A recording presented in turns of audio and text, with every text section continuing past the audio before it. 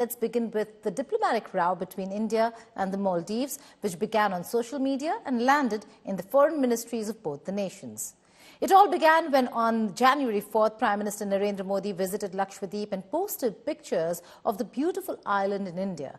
While the Indian Premier had not mentioned the Maldives anywhere in his posts, many on social media began to question why should anybody go to the Maldives when we have such pristine beauty in India.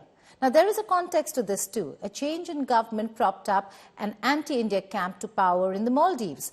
President Muizzu is seen as a pro-China man and one who, along with former President Yamin, fronted the India Out campaign during elections in the archipelagic state.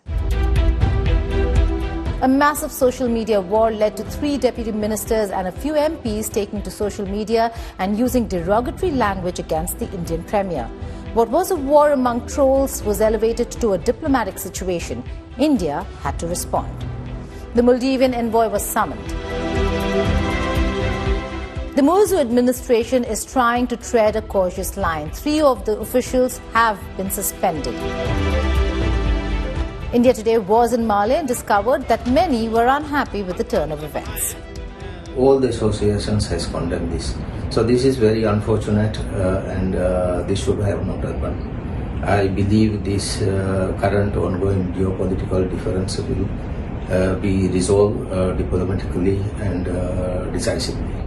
This controversy will not affect Maldives, but yes, maybe Lakshadweep might increase the employment rate in India. The topic was not off to create a dispute. The opposition in the Maldives has taken on the current dispensation on the row and have asked Parliament to summon the foreign minister and the deputy ministers and respond to as to why did this controversy take place.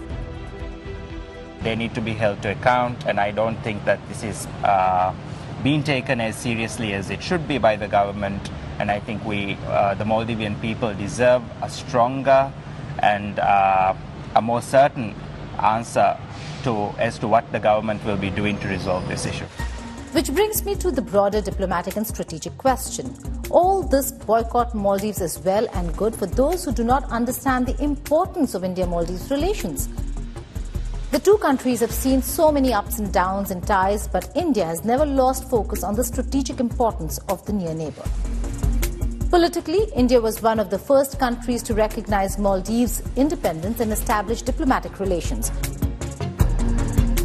Over the years, these relations have been generally close and cordial.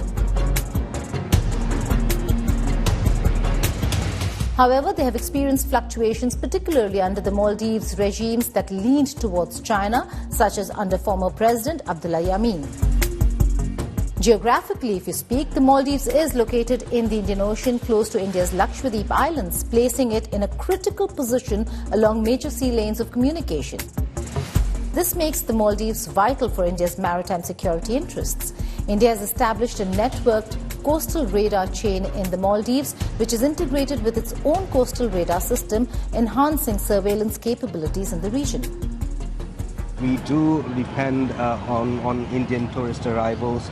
We have a lot of foreign investment coming from India. There's so many levels of engagement politically, state to state, government to government. We have people to people engagements, have cultural engagements. We Maldivians rely a lot on India for health services, for education. We feel India is a second home for most of us. We, both the countries, we have a friendship. We have a relation that goes back to decades. And we can never remember. And India has always been there whenever the Maldives needed its assistance. The Indian Coast Guard regularly patrols the area, and joint military exercises like Ekuvirin between the Indian Army and the Maldives National Defence Force are conducted annually to enhance counter-terrorism capabilities. Historically speaking, India has been a first responder in time of crisis in the Maldives. This includes the intervention during the 1988 coup attempt in the Maldives, assistance during the 2004 tsunami, and support during the 2014 water crisis in Male. Additionally, India provided substantial help during the COVID-19 crisis, including financial, medical and logistical support. In India has been involved in numerous infrastructure and development projects in the Maldives, like the Greater Malay Connectivity Project and the development of Guli Falhu Port. India has also contributed to the healthcare and education sectors in the Maldives. The bilateral trade between the two countries has grown substantially over the years. Right behind me is the Indira Gandhi Memorial Hospital, a very important facility in the medical sector where India made a very important contribution. This really speaks volumes of how India and the Maldives have cooperated on various fronts, and it's not just the tourism industry that will be affected should the diplomatic row between India and the Maldives continue. It's also the medical sector, the hospitality sector that will be affected.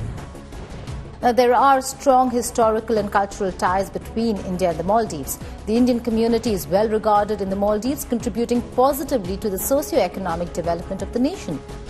The Maldives' strategic location, combined with India's efforts in providing aid, economic development and maintaining security in the region, underscores the importance of the Maldives for India.